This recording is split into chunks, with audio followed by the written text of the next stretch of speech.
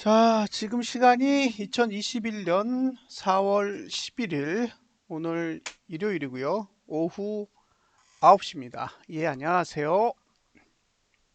자, 코스피 200 지수를 먼저 보겠습니다.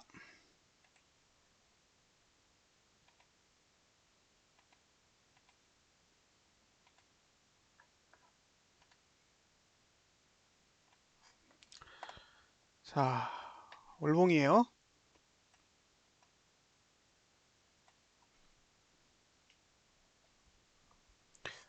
살짝 윗꼬리가 달렸습니다. 살짝 윗꼬리. 근데 큰 변화는 없는 거죠. 예, 그냥 윗꼬리가 살짝 달렸어요. 자, 보시면 1번, 2번, 3번, 4번. 여기 A, 여기 B예요. 계속 이제 월봉을 가지고 풀어보고 있습니다.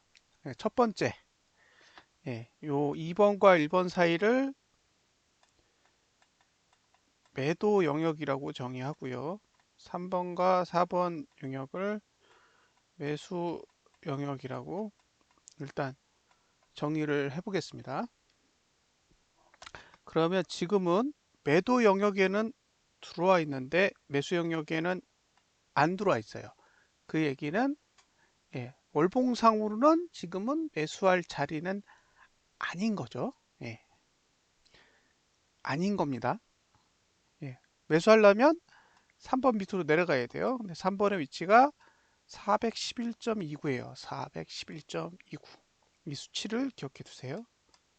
예, 3번 411.29. 그럼 411.29가 코스피 지수는 얼마냐? 예, 저희가 코스피 지수를 잘 안 보니까 잘 모르잖아요. 3015입니다. 3015. 이 값이 3015 정도 됩니다. 그러니까 월봉상으로 매수를 하고 싶다면 3015 아래로 내려가서 지난달 저가인 B를 깨지 않는 요 영역, 그러니까 여기서부터 요까지 요 사이가 매수하기 좋은 자리입니다. 그런데 만약에 지난달 저가를 깬다 그러면 4번까지 내려갈 수도 있겠다 생각하시고, 만약에 추매를 해야 될 생각이 있다면 4번까지 375.99입니다. 이걸 코스피 지수로 보시면 2785가 돼요. 요거는 2785입니다.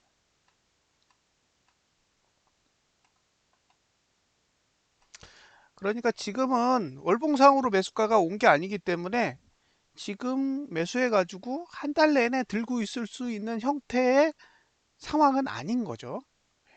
오른다 내린다가 아니라 지금 상황에서 매수해 가지고 한 달 내내 들고 있을 수 있는 전략을 사용하기엔 어렵다. 이렇게 해석하시면 됩니다. 자, 이제 월봉을 보고 하고 싶은 얘기가 있으니까 돈 얘기를 좀 해야죠. 잠깐만 기다려 보세요. 돈 얘기를 좀 해봐야겠습니다. 자, 돈 얘기를 해야 되니까 돈을 좀 보여드릴게요. 이게 하나, 그 다음에 잠깐만요. 계속 보여드려야 될 정보가 있습니다.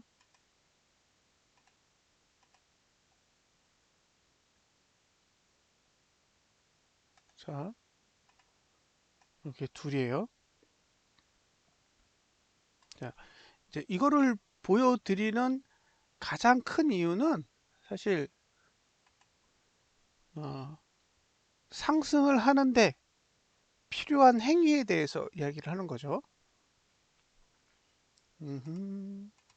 하나 더 좀 볼까요? 하나 더. 하나 더 봐야 될 것 같아요. 마지막으로 하나 더. 이것까지. 자,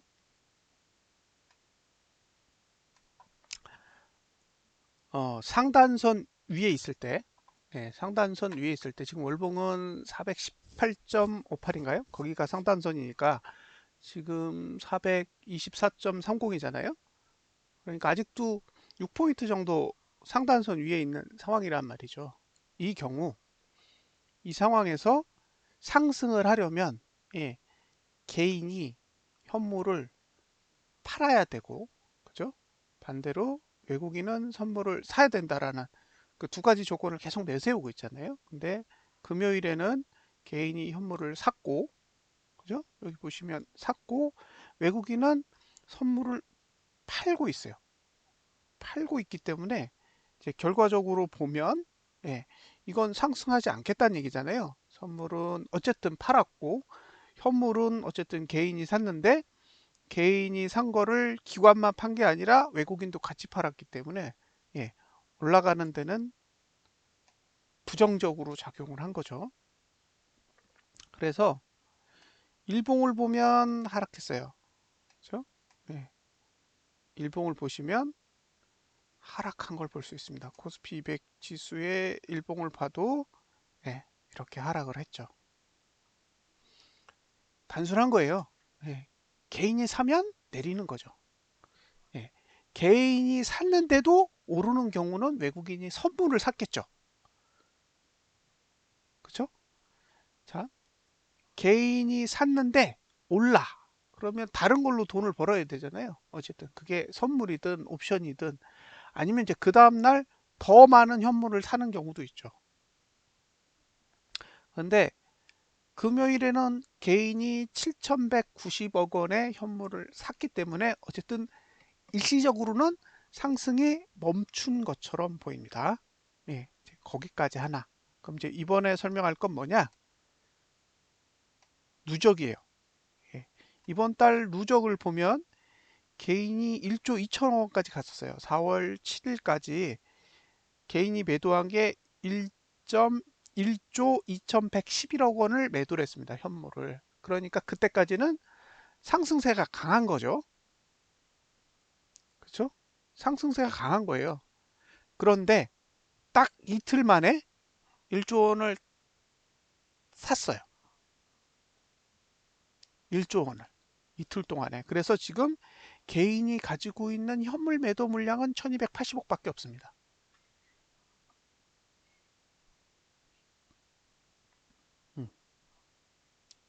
이제 1차적으로 개인은 방향이 없어진 거죠. 개인이 팔아야 올라가는데 개인이 팔지 않으니까 올라가지 않는 거죠. 그런데 외국인이 사고 있잖아요. 지금 어쨌든 누적으로는 외국인은 사고 있어요. 기관과 증권은 팔고 있지만 외국인은 사고 있으니 떨어지지는 않고 반대로 개인이 안 파니까 오르지도 않는 거죠. 그러니까 지금은 이 형태로 보면 방향이 없는 거예요. 외국인은 떨어뜨릴 생각이 없고, 예, 안녕하세요, 아빠서주님. 예, 그리고 개인은 팔 생각이 없어요. 그러니까 한쪽은 팔 생각이 없고, 한쪽은 사고 있고, 그러니까 기관하고 외국인하고 둘만 싸우고 개인은 개입을 못 하는 거죠. 일단 개인의 매도세는 줄었다라고 보여집니다. 개인의 매도세는 줄어들었다. 그 얘기는 상승세가 조금 주춤해졌다. 근데 뭐 월요일 날 또 개인이 왕창 매도하면 다시 오를 겁니다. 예. 그런데 지금까지의 결과로만 보면 어쨌든 1.2조 원이 넘었던 개인의 현물 매도는 현저히 줄어들고 있다. 그럼 이제 남은 건, 외국인의 현물을 언제 던질 거냐? 이게 하락을 할 거냐 말 거냐에 대한 관건이겠죠. 예. 외국인이 계속 현물을 담으면 어쨌든 안 떨어질 거고요. 그렇죠? 어쨌든 안 떨어질 거라고 봐요. 오르는 건 모르겠어요, 저는. 근데 외국인이 현물을 들고 있으면 안 떨어지겠죠. 예. 근데 외국인이 현물을 던졌다. 그러면 떨어지겠죠. 왜냐하면 지금은 상단선 위에 있기 때문에 외국인이 나는 이제 더 이상 현물로 바칠 생각이 없어 라고 선언하는 순간 무너지는 거예요. 그래서 상승을 보시는 분들은 어쨌든 개인은 현물을 매수하고 있어요. 마이너스 1.2조 원 대비 지금 한 1.1조 원을 매수했기 때문에 개인은 현물을 매수하고 있다. 매수하고 있다라는 건 상승에 매우 부정적인 겁니다. 단 외국인이 현물을 2.1조 원을 들고 있기 때문에 아직 외국인은 개인이 현물을 사는 거에 비해서 하락을 크게 원하지 않는 거죠.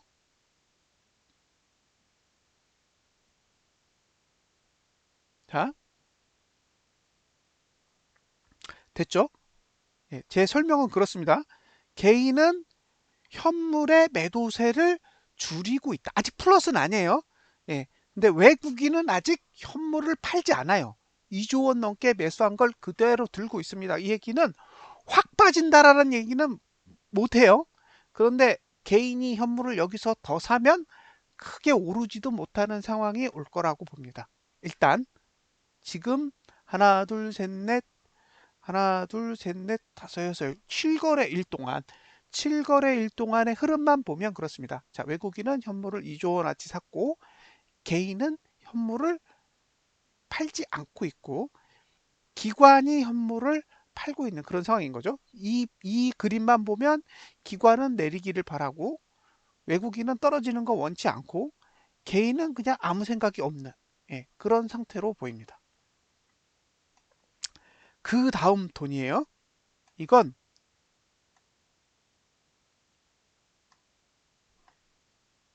4월 1일부터 오늘은 일요일이니까 어차피 없죠. 예. 오늘까지의 어, 매수한 종목과 금액에 대한 정보입니다. 예. 개인이 제일 많이 산 거 네이버, 그 다음에 롯데케미칼, 현대글로비스, 삼성 SDI, 삼성전자, 우, LG화학, KB금융, 그 다음에 하나, 둘, 셋, 넷, 다섯, 여섯, 일곱, 8위가 고퍼스예요. 근데 고퍼스가 730억밖에 안 됩니다. 730억. 자, 730억이라는 금액이 커 보이긴 해요. 오, 730억? 꽤 큰 돈인데? 그렇게 생각할 수 있거든요. 잠깐만요. 730억. 근데, 음, 어, 금요일 날 개인이 판 고퍼스가 600억 정도 돼요. 그러니까 지금 개인이 들고 있는 고퍼스의 금액을 보면 그렇게 큰 금액은 아니에요. 700억은 하루치예요, 하루치. 그러니까 예전보다는 많이 이제 개인들이 고퍼스에 흥미를 잃었어요. 옛날 같으면 한 4천억 정도 들고 있었을 것 같은데 어쨌든 관심은 많이 줄어든 상태입니다. 근데 개인 매수 종목에 삼성전자가 없어요. 그죠? 지금 보시면 삼성전자가 없습니다. 네. 이게 지수 상승의 가장 큰 원인인 거죠. 삼성전자를 2,400억 매도하고 있어서 현재 3위입니다. 그리고 하이닉스를 3,200억 매도하고 있어서 2위. 제일 많이 매도하고 있는 거 카카오. 자, 외국인의 상태로 보면 삼성전자가 9,500억, SK 하이닉스가 4,300억, 그 다음에 카카오가 2,740억, 우리금융지주가 1,360억, SK텔레콤이 1,000억, NC소프트가 980억인데 다른 건 싹 다 제끼고요. 다른 건 싹 다 제끼고 지금 개인이 들고 있는 외국인이 들고 있는 현물이 2조 1,000억이잖아요. 2조 1,000억인데 요 세 종목 삼성전자, SK하이닉스, 카카오만 딱 따져보자고요. 이게 얼마인가? 9, 3, 1땡 8, 5, 1조 6,500억. 네, 1조 6,500억 원이에요. 이 세 종목만 1.65조입니다. 그러면 한 5천억 남죠. 나머지 종목으로 5천억을 산 거고 예, 세 종목으로 1.6조를 산 거예요. 1.6조. 그러면 이제 하나 더 제끼자고요. 카카오 제껴요. 그러면 삼성전자랑 하이닉스 합치면 1.4조 정도 됩니다. 1.4조. 2.1조 중에 1.4조면요. 한 60%, 66% 정도를 두 종목이 가지고 있는 거예요. 물량을. 이 얘기는 무슨 얘기냐? 전자를 팔면 끝난다는 얘기예요. 그죠? 이 상승은 전자를 가지고 했다는 얘기예요. 삼성전자랑 SK 하이닉스 두 종목을 외국인이 드립다 매수해가지고 끌어올렸다는 얘기죠. 나머지 종목에다 돈을 쓴 건 사실 카카오가 유일한 것 같아요. 카카오. 나머지 종목 안에서 셀트리온 정도가 시가총액 10위 안에 있고요. 그 밑에 종목 중에 매수한 거 네이버인데 네이버도 시가총액 상위에 있지만 330억밖에 안 샀단 말이에요. 그리고 주로 판 거 삼성 SDI, 삼성전자, 그 다음에 두 개. 그러면 기관은요? 기관은 삼성전자 7,400억 팔았고 네이버 팔았고 하이닉스 팔았고 예? 고포스도 팔았네요. LG화학도 팔았고 예. 매수한 거 카카오, 현대차 예. 그래요. 그럼 이제 외국인이 증시를 끌어올렸으니까 외국인이 타겟팅한 종목은 세 개라는 거예요. 그죠? 삼성전자, SK 하이닉스, 카카오. 그러니까 인터넷 서비스 섹터랑 그 다음에 전자 쪽. 그래서 내일요 혹시 개인이 매수 물량이 나오고 그 다음에 외국인이 전자 섹터를 팔면 거의 오르기 힘들 거예요. 지금 상승을 끌고 가려면 외국인 입장에선 계속 전자를 받쳐야죠. 안 팔 거면 안 팔 거면 떨어뜨리지 말아야 되잖아요. 그래서 지금은 중심을 두고 보셔야 될 게 전자 섹터라고 봅니다. 지금 기관은 어차피 상승에 관심 없잖아요. 기관은 팔고 있는 주체이기 때문에 기관의 입장보다는 지금 상승 쪽으로 보신다면 외국인의 입장이 훨씬 더 중요하니까 외국인이 전자를 사면 안 떨어지는 거고요. 전자를 팔면 어쨌든 오르긴 힘든 거죠. 내릴지 안 내릴지는 이제 개인이 얼마큼 매수에 적극적으로 나오느냐가 관건이 될 것 같습니다. 그래서 지금 상승의 주력 종목은 세 종목이고 세 종목 중에 특히 전자, 삼성전자와 SK 하이닉스가 주력이라고 보입니다. 그래서 이 종목을 외국인이 계속 담으면 결국에는 매수 금액이 계속 쌓이면서 지수가 하락하는 걸 막아줄 거고요. 외국인이 전자를 던지게 되면 워낙 여기가 물량이 크잖아요. 1.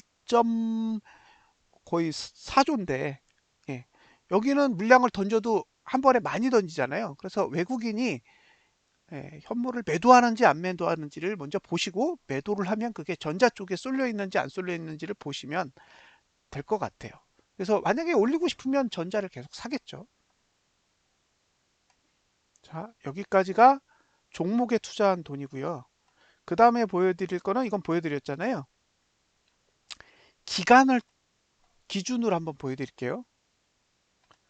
자, 작년에 백신하고 미국 대선 끝나고 나서 상승 시작할 때가 11월입니다. 11월부터 지금까지 개인이 38.4560조, 그러니까 38조 4,560억 원의 현물을 샀습니다. 11월 달부터 엄청나게 올랐잖아요. 11월 달에 제 기억으로 300인가 310이었는데 지금 420이니까요. 한 120 정도 상승한 거니까 3, 42, 한 40% 올랐단 말이에요. 증시가 40% 오르는 동안에 개인은 38조 4,560억 원을 샀고 외국인은 3조밖에 안 팔았어요. 예, 3조 1,000억 원밖에 안 팔았습니다. 실질적으로는 7.4조를 샀으니까 7.4조를 산 걸 홀라당 다 팔아먹고 거기에 3조 1864억을 더 팔았으니까 실질적으로는 7.4를 더하면 7.4 11.5조 원을 판 거죠. 예, 11월 달 최고점 이후로 11.5조 원을 팔았습니다. 기관은 34조 3,500 96억 원을 팔았고요. 드디어 증권이 마이너스로 바뀌었어요. 예. 지금까지 11월 이후에 매수로 들고 있던 증권이 금요일 날에 매도로 전환을 한 상태입니다. 이거는 11월 이후. 자, 올해 들어서는요. 올해 들어서는 개인이 37조 5,887억 원을 매수하는 동안 외국인은 6.4조 팔았고 증권은 4.4조 팔았고 기관은 30.3조를 팔았어요. 그러니까 올해는 매수한 건 개인밖에 없어요. 예, 개인밖에 없습니다. 그래도 증시는 잘 올라갑니다. 계속 외국인과 기관과 증권이 파는데 그래도 증시는 정말 잘 올라가요. 자, 이제 선물을 보겠습니다. 선물. 예, 9,883억 외국인이 매도를 들고 있습니다. 근데 제 기억에 만기일 날 종가에 3,600억을 담았기 때문에 지금 실질적으로 야간장을 제외하고 보면 1.31조 3,498억의 선물 매도를 보유하고 있는 거예요. 그러니까 외국인은 선물만 보면 올라갈 수 없는 거죠. 이거를 이제 야간에 막 단타를 쳐가지고 물량을 줄여놨다 그러면 올라갈 수 있어요. 근데 그건 전 모르겠어요. 야간에 어떻게 물량을 주고받는지를 모르니까 주간장의 데이터만 봤을 때는 예, 이 정도 금액이면 올라가기에 쉽지 않다예요. 그러니까 내려간다라는 얘기가 아니죠. 왜냐하면 외국인이 현물을 들고 있기 때문에 내려간다는 얘기는 쉽게 할 수 없어요. 그런데 외국인이 반대로 선물 매도도 들고 있기 때문에 이걸 청산해야 상승하는 데 유리할 거잖아요. 근데 결과적으로 아직 외국인은 물량을 정리를 하고 있지 않기 때문에 늘어나잖아요, 지금. 8,600억을 해서 1조 갔다가 1조 1천억 갔다가 1조 3천억 갔다가 1조 3,400억 이렇게 조금씩 계속 늘어나고 있기 때문에 결과적으로는 선물 매도의 단가는 올라가지만 청산은 아닌 상태인 거죠. 그러면 현물을 2.1조 원 들고 있고 선물을 1.4조 3조 원 들고 있으니까 실질적으로 들고 있는 매수 물량은 7천억, 8천억, 8천억 정도 들고 있는 거예요. 예. 그러면 이제 상승에다 배팅한 돈이 8천억 정도 수준이라 그러면 큰 돈은 아니거든요. 이건 하루치잖아요, 하루치. 8천억이라는 돈은 그렇게 크지 않아요.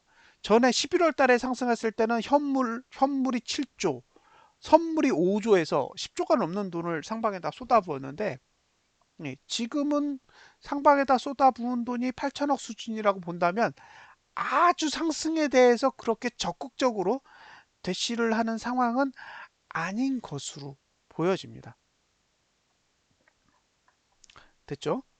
자, 여기까지 일단 보고요. 어, 다우도 오르고 나스닥도 올랐어요. 지수는. 그런데 야간 선물은 0.4포인트 올랐거든요.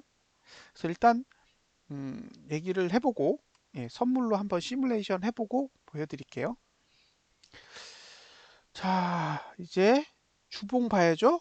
주봉 다음 주를 이렇게 해놨는데 이렇게 돼 있어요. 그래서 하단선이 있습니다. 네, 하단선이 있어요. 하단선이 없지 않아요. 오히려 상단선은 여기에 있어요. 그러니까 상단선의 위치는 427.35 코스피 200 지수로. 그러니까 만약에 내가 고퍼스를 투자한다 그러면 이 정도 올라와야 아, 나 고퍼스 사봐야겠다. 이제 그런 생각이 드실 거고요. 오히려 여기 423.67 이 아래로 내려오면 전봉 저가 여기까지 요 영역은 매수자가 활용을 해야 되는 영역이기도 해요.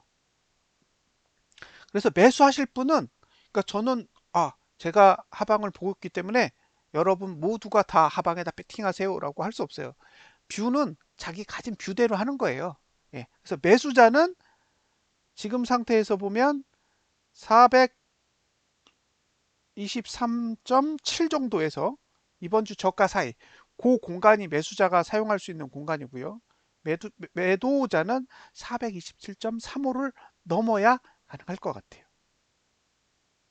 일단 간단하게 그렇게 보자는 거죠. 간단하게. 만약에 이게 상승하려고 차트를 그릴 거였으면 저 같으면 월요일날 상승했을 것 같아요. 아니, 금요일에. 그런데 금요일날 의도적으로 어쨌든 하락을 해놨기 때문에 매수자에게도 어쨌든 자리를 주고 매도자에게도 자리를 주는 상황이에요. 그래서 자기가 어떤 포지션을 가져갈 것인지에 대해서 고민을 해보시고 결정을 하세요. 나는 매수 영역을 사용하겠다. 그러면 그 영역만 보고 아, 매수를 한번 고민해 봐야지. 그렇게 할 수 있는 거고요. 반대로 나는 매도할 거야. 그러면 여기까지 기다리셔야 됩니다. 427.35까지. 일봉은 아래 뚫려 있어요. 아래 뚫려 있습니다. 그리고 위는 이렇게 상단선이 내려와요. 그러니까 이 얘기는 저가 무너지면 안 된다는 소리거든요. 근데 저가를 방어할 의지는 없어요. 갭상승이 와야 돼요. 이건 상승하려면 갭상승이 와서 금요일 저가를 붕괴하지 않고 올라가는 게 베스트입니다. 만약에 상승할 의지를 가지고 있다면 그런 식으로 할 것 같아요. 근데 보합에서 시작했다? 그럼 이제 애매해지는 거죠. 보합에서 시작하면 애매해져요. 일봉은 이건 상승 차트가 아니거든요. 근데 주봉은 아래 하단선이 있잖아요. 그러니까 지금은 일봉은 무시하고 주봉의 구조만 딱 보시고 나 매수할래 그러면 여기 423.7대에서 이번 주 저가 사이 이 영역을 잘 공략하시면 됩니다. 저는 시작해서 지수가 빠지면 구경해야죠. 저는 올라와야 매도 칠 수 있으니까 구경하고 있다가 쪼르륵 올라오면 이 정도 위치 427.35를 넘어가면 그때부터 이제 고민을 해야죠. 개인이 만약에 현물을 매수를 해준다. 뭐 그러면 이거 진짜 한번 고포스 사봐도 되겠구나라는 생각이 들 거고요. 저기까지 올라왔는데 개인이 현물을 막 7천억, 8천억 팔고 있어요. 그러면 또 이제 간봐야죠. 이렇게 보시고 대응을 하시면 됩니다. 자, 다음으로 이제 선물을 볼게요. 예, 월봉. 월봉은 여전히 상단선 위에 있습니다. 상단선 위에 있으니까 더 이상 할 얘기 없고요. 주봉은 하락으로 끝났어요. 이게 현물이랑 다른 거예요. 현물은 지난주 대비 상승으로 끝났는데 선물은 지난주 대비 하락으로 끝난 상태라 조금 구조가 다른 것 같아요. 자, 여기도 매수 영역이 있죠. 이렇게 매수 영역. 그리고 매도자가 사용해야 될 자리는 426.06이 넘어야 됩니다. 426.06. 혹시 본인이 매도에 관심 있으시면 그리고 매수자는 422.7, 422.76과 이번 주 저가 사이 되게 좁아요. 좁아서 잘 활용하셔야 됩니다. 일봉은 이제 아래 뻥 뚫린 구조예요. 그래서 상승하려면 갭상승이 충분히 와야 됩니다. 만약에 개파락이 오거나 보합에서 시작하면 상단선은 그대로 살려놓은 상태에서 이게 올라가는 거라서 이제 외국인이 이제 끌어올릴 때 선물 매수를 하면서 끌어올리겠죠. 근데 이제 선물 매수는 어차피 선물 매도 물량을 들고 있기 때문에 청산의 개념으로 보시면 돼요. 그래서 선물 매수로 끌어올리는 거는 크게 위험하지 않은데 현물을 개인이 매도하면서 끌어올리면 힘이 있는 거라 그때는 눈치를 좀 보세요. 자, 여기까지 됐죠? 이제 시가총액 10위 안에 있는 종목들의 상단선과 하단선을 어떻게 이용하고 있는지 한번 보겠습니다. 첫 번째 종목 삼성전자. 자,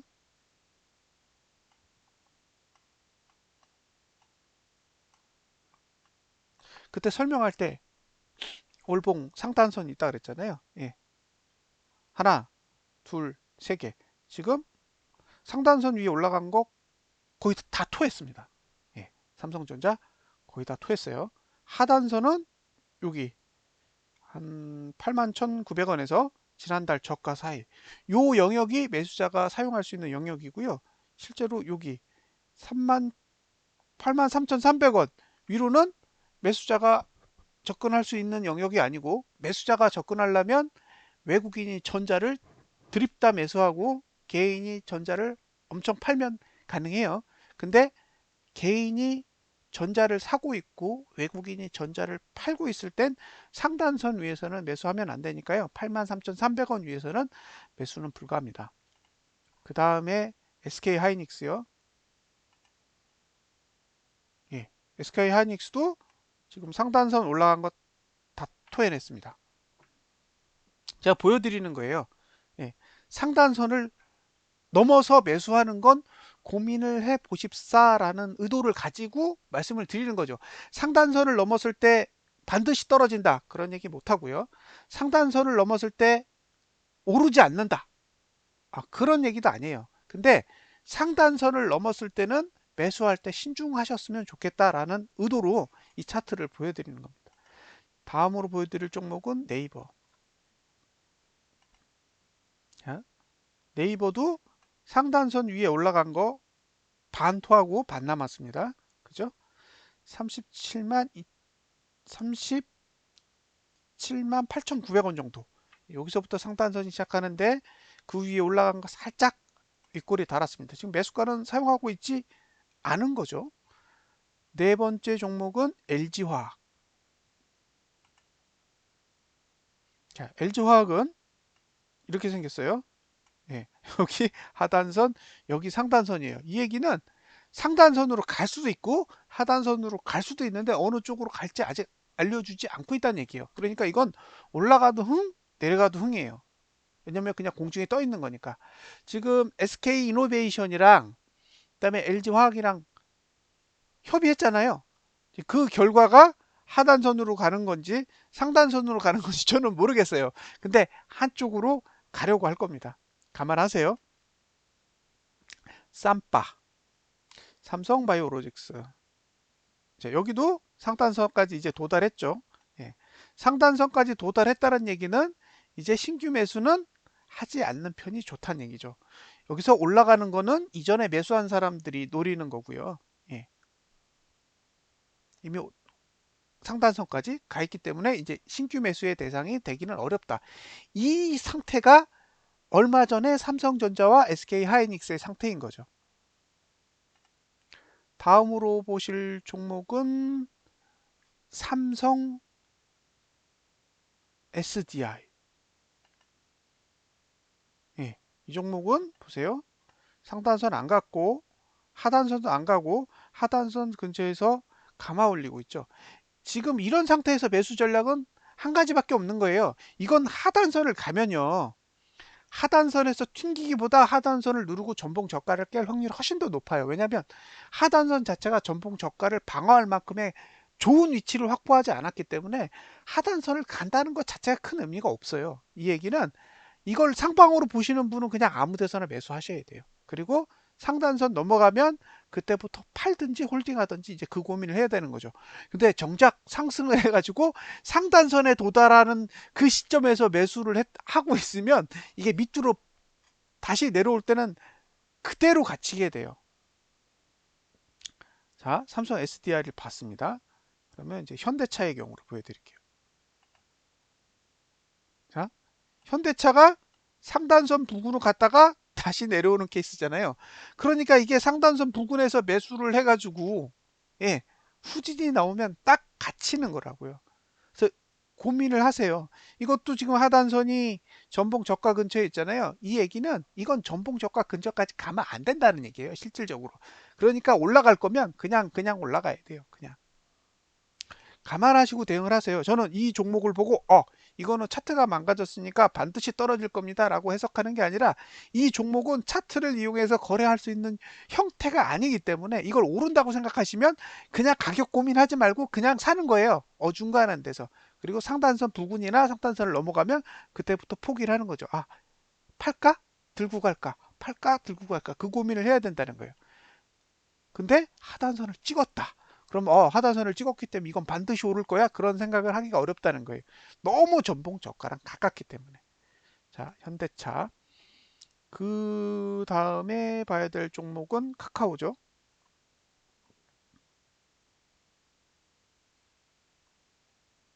카카오. 예. 카카오는 여기 매수가 찍고 갔죠. 저는 여기까지 내려와 주길 바랬는데 그냥 무시하고 올라갔어요. 외국인이 드립다 샀으니까.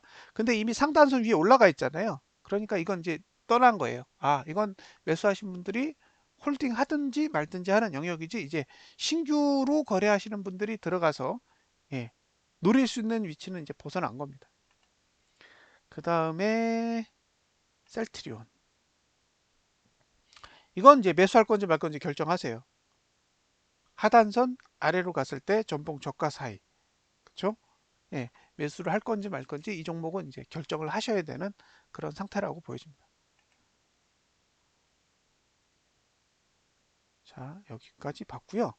그 다음에 이제 기타 종목으로 기아차.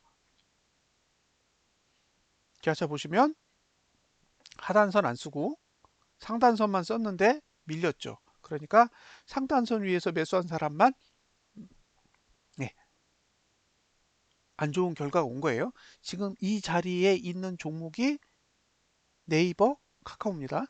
그러니까 네이버, 카카오는 이미 신규 매수 대상은 아닌 거예요. 자, SK이노베이션. 예, 이것도 허공에 떠 있죠. 지금 협의 끝났으니까 상단선으로 가든지 하단선으로 가든지 결정하겠죠. 예, 저는 방향은 모릅니다. 어차피 양쪽이 다 열려 있기 때문에. 그러면 다 봤나요? 종목? 아, 현대모비스도 한번 볼까요? 예, 현대모비스도 상단선 부근까지 갔다가 다시 후진기요. 여기 하단선은 여기 있으니까 내려가면 지난달 저가 깨겠죠. 더 이상 볼 종목이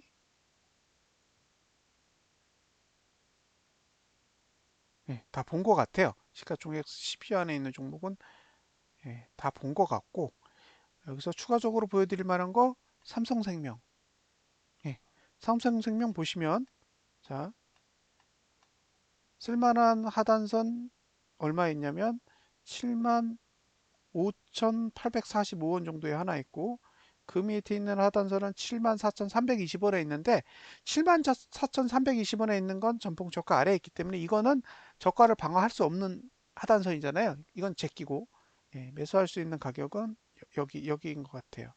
75,795니까 한 75,800원에서 지난달 저가 사이 그 영역이 매수자가 노릴 수 있는 예, 구간이라고 봅니다.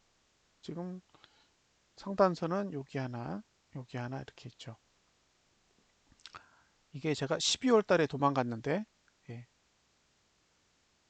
도망가고 나서 지금 두 번 왔어요. 두 번. 월봉으로 예, 제가 매도한 가격보다 높은 케이스가 두 번. 그것도 이 정도면 진짜 안 떨어지는 거예요. 예, 정말 잘 버티고 있는 거죠. 자, 또 지켜볼 만한 종목은 이제 ETF를 한번 보겠습니다. 레버리지. 레버리지도 월봉은 아직 매도가 위에 있기 때문에 매수 전략 가져갈 수 없고요. 예, 주봉은 이제 예, 하단선이 올라오니까 매수 전략을 가져갈 수 있죠. 매수할 수 있는 가격은 27,375원 정도. 27,375원에서 저가 27,270원 사이. 요 아주 좁은 요 영역이 매수자가 활용할 수 있는 공간이고요. 청산 목표는 27,800원 정도 되겠습니다. 27,800원. 만약에 이번 주 저가가 무너진다? 그러면 이제 손절선이 지난달 저가가 되는 거라서 고민을 해보세요. 예, 그만큼의 폭을 감안하시고 들고 가실 건지 여부는 이제 고민을 하셔야 될 것 같아요. 그러니까 매수가는 주봉이 제공하고 손절가는 월봉이 제공하는 구조라서 예, 고민을 좀 해보셔야 됩니다. 자, 일봉으로 보면 매수하면 안 되죠. 반대로 곧버스. 곧버스는 월봉으로 보면 이제 매수가 밑으로 빠진 것만 지금 감아줬어요. 그쵸? 2020원 아래가 매수 영역인데 딱 2020원까지 왔기 때문에 이제 매수 공간이 꽤 넓어요. 1778원까지니까 예, 매수를 하시더라도 크게 분할을 하셔야 된다라는 예, 생각을 가지시고 접근하셔야 돼요. 2020원 밑에서 매수니까 한 번에 다 사야지 했다가 1,700원대까지 떨어지면 큰일 납니다. 그러니까 적당히 분할을 하세요. 매수를 하시더라도. 주봉은 양봉이 났기 때문에 이제 매수자가 노릴 수 있는 가격은 여기 1992원 정도니까요. 결국에 2,000원 밑에서. 지금 이제 매수자는 딱 2,000원 밑에서만 예, 고민을 해보시면 될 것 같고 2022원이 상단선이에요. 그러니까 시작하자마자 살짝 올랐다가 쭉 밀려가지고 2,000원대까지 빠졌다가 다시 올라가는 게 제가 보기에는 베스트 시나리오라 매수자는 2,000원 아래를 고려해 보시는 게 좋을 것 같습니다. 월봉은 예, 상승 추세를 타고 있어요. 시간도 상승하기 좋은 구조를 가지고 있고 그래서 일봉은 지수는 일봉이 이제 하락에 접어들었고 그 코퍼스는 일봉이 이제 상승에 접어들었죠. 이제 결국에는 주봉으로 보면 주봉은 아직도 상승이거든요. 지수는 상승이고 코퍼스는 하락이기 때문에 결국에는 예, 지수의 상단선과 코퍼스의 하단선이 막혀서 예, 되돌림을 주느냐 마느냐가 관건인 것 같아요. 자, 레버리지를 매수하실 분은 아까 그 좁은 영역을 고려하셔야 되고요. 반대로 코퍼스를 매수하실 분은 2,000원 언더, 2,000원 언더에서 어차피 월봉 하단선 아래에 있기 때문에 분할해서 접근을 해보시면 좋을 것 같습니다. 자, 이렇게 해서 지수, 그 다음에 ETF, 그 다음에 시가총액 12종목 안의 종목들을 살펴봤습니다. 이제 암호화폐를 살짝 볼 건데요. 암호화폐는 사실 제가 할 얘기가 딱히 없어요. 자, 이 이야기를 해달라고 하시는 분이 있었는데 이건 이제 제가 분석할 수 있는 영역을 넘어선 거죠. 이게 뭐가 문제냐면 시가가 하단선 밑에 있단 말이에요. 시가가 하단선 밑에 있다는 얘기는 상승세가 엄청 좋다는 얘기예요. 이런 구조가 잘 안 나와요. 예. 제 기억에 이런 형태의 추세선은 잘 안 나오거든요. 보통은 시가가 하단선 위에 있지 하단선 밑에 있지 않거든요. 근데 이건 지금 하단선 밑에 있는 구조기 때문에 상대적으로 끌어올리는 힘이 강하게 작용을 해요. 근데 문제는 이거죠. 이격. 그러니까 이게 없었으면 이거는 오르려고 만든 차트입니다라고 그냥 떠들었을 것 같아요. 근데 이게 있기 때문에 해석이 안 되는 거예요. 이격을 해소해야 되는데 그러면 여기까지 쭉 내려왔다가 감아 올리는 그런 시나리오가 사실은 가장 정상적이거든요. 그럼 5,900만 원까지 빠져야 돼요. 5,900대까지 빠지고 나서 감아 올리면 저는 8천만 원 이상 대까지도 쉽게 갈 수 있다라고 생각을 해요. 예. 그런데 여기서 그냥 끌어올린다. 그 얘기는 5,900만 원대에 있는 볼린저 밴드 21선을 저가에다 붙이겠다는 얘기이기 때문에 그러면 1억 정도는 가야 돼요. 1억. 예, 그러니까 이 장은 5,900만 원으로 되돌아가든지 아니면 1억까지 올라가든지 둘 중에 하나의 흐름으로 가기 위해서 차트를 만들었다라고 보여지고요. 그 방향이 어디인지는 모르겠다는 얘기예요. 그러니까 여러분들이 지금 매수를 하신다라는 거는 1억을 보고 하시는 거예요. 1억. 그러니까 지금 상태에서 25% 이상 상승을 보고 배팅 하시는 거니까 예, 그런 부분들은 감안하시고요. 반대로 여기서 밑으로 고꾸라지면 5,900만 원대 이하로 내려가는 거니까 여기서 빠질 수 있는 금액도 1,800만 원, 1,900만 원 정도 되는 거잖아요. 예, 그러면 여기서 위로 2천만 원, 아래로 2천만 원이니까 거의 똑같아요. 예, 그래서 배팅을 할 때 그것만 감안하시고 배팅을 하시면 될 것 같아요. 이게 위로 간다, 아래로 간다가 아니라 지금은 위로 2천만 원, 아래로 2천만 원 둘 다 보이니까 방향을 잘 결정하시고 대응을 하셨으면 좋겠습니다. 주봉으로 가보겠습니다. 주봉은 여기가 하단선이었죠. 그쵸? 하단선에서 전봉 저가 사이가 매수 영역이고 매수 영역에서 튕겨서 올라갔잖아요. 근데 이제 올라갔는데 상단선은 없어요. 근데 문제는 하단선을 벗어났기 때문에 매수 영역은 아닌 거죠. 그러니까 홀딩 할지 말지 결정하셔야 되고요. 여기서 다음 주를 보면 하단선이 또 올라올 겁니다. 이렇게 올라오잖아요. 그러니까 매수자는 여기 7,768만 원에서 지난주 저가 요 사이의 영역이 매수자가 가져갈 수 있는 영역이고요. 예, 결정을 하시면 돼요. 지난주 저가가 붕괴되면 주봉은 무너지는 거니까 주봉이 무너지면 안 좋겠죠. 예, 그래서 주봉이 무너지지 않는 선에서 매수 전략을 가져갈 수 있습니다. 일봉은 할 얘기가 여기 하단선 있었는데 또 찍었네요. 어우, 귀신같이 찍었어요.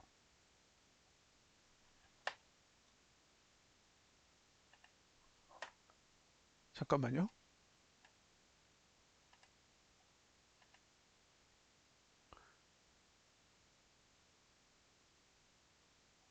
비트코인 써놨었나요? 예, 예, 써놨는데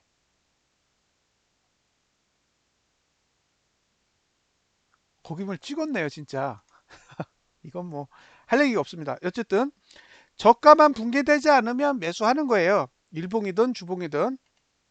그렇죠? 예, 다음 주에도 이번 주 저가만 붕괴되지 않으면 매수하셔도 되는 거죠. 자, 다음으로 볼 종목은 이더리움입니다. 이더리움. 이더리움은 목표가까지 올봉이 이미 갔습니다. 예, 넘어섰어요. 넘어섰으니까 이건 이제 홀딩 할 건지 말 건지만 결정하시면 될 것 같아요. 주봉. 주봉도 여기 지금 하단선 두 개 썼죠. 그러니까 이 올라간 것만 보시지 마시고 하단선을 찍은 걸 보세요. 예. 다음 주에도 하단선 올라오잖아요. 와, 하단선 좋네요. 그래서 250 68,000원 정도에서 이번 주 저가 사이 요 영역이 매수자가 사용해야 될 영역으로 보이고요. 지금도 똑같이 하단선보다 시가가 낮거든요. 그래서 어차피 매수를 해야 되는데 지금 월봉 상단선 위에 올라가 있으니까 아래 꼬리를 잘 감안하시고 대응을 하세요. 그리고 이번 주 저가만 붕괴되지 않으면 괜찮습니다. 자, 일봉은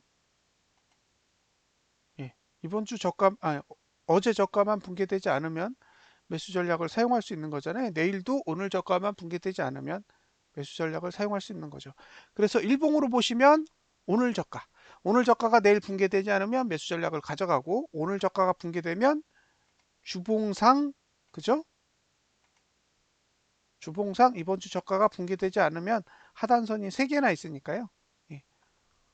4개구나. 4개가 있으니까 이걸 활용해서 매수 전략에 사용하시면 될 것 같습니다.